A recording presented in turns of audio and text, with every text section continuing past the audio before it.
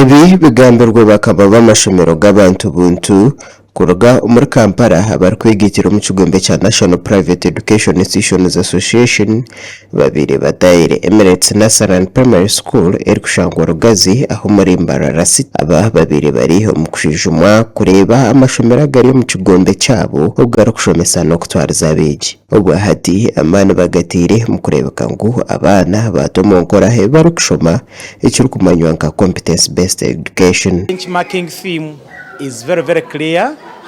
Benchmark on the best school management practices, especially on school sustainability and continuity.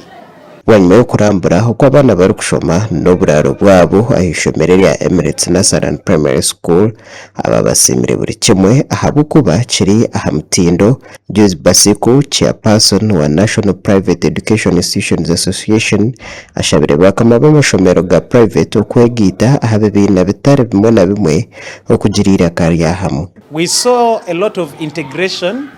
of ICT with the current learning, hence embracing a lot to do with CBC. When we move to the dormitories, they are completely fulfilling the slogan, home away from home. We tukahirwa Isaac chairperson wa National Private Education Institutions Association ahabwa Greater Mbarara Region ashemerirwe ekikorwa cyo kushanga bw'ishomero ya Emirates National Primary School barakwebembeza ebya science cyagire ngo bahati nduguma hamahanda mukuru ombyo bwegese nibatwara ishomo rya science nk'ikintu kikuru kandi nibaskiringa abana munonga nibabahereza emyoga really abana wataho mu kirasi zabo no shanga ngo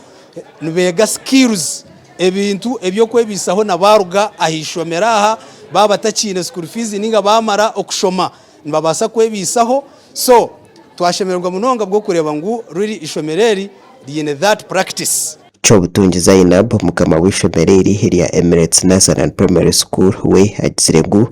bashaziremu ukwegesa abana barakwe kwataramo nuko kwigana gandi mashomero kubyejumberamo buzima curriculum ya competence based ntuju following amunonga so amashomero gakubagata kajibasize kunyinga shukugitamwa amani gagitemwa amani ahabo kuba mwana no kushoma ebintu kandi yabitom practical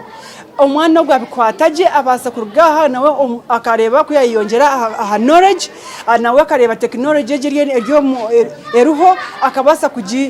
kuji-integrating na nebintu ebyashoma. Abashomesa tugambireho nabo basimire ikigombe cya National Private Education Institutions Association ahabo kwetorora amashomero bari kushomesa no kuhugura amashomero gataragamo na gamwe icyo bazire ngo nikija kuheraho ombyo bwegese. Ekinkongera kusimira ekibine cyane pece rugita amashomero ga private schools mazuma icyo n'ikintu cyurungi munonga kandi cyane amashomero ga na district zinde zichembracing zikitahe munazo akwa nkiyamunonkeri izoba aba directors zaba twata iseri izoba nimpamya nkine cyo batuyegaho kandi ahitwa ebashanga twine shobi twahaburana kandi intekateka nkija kutwaro mishitu nkishomero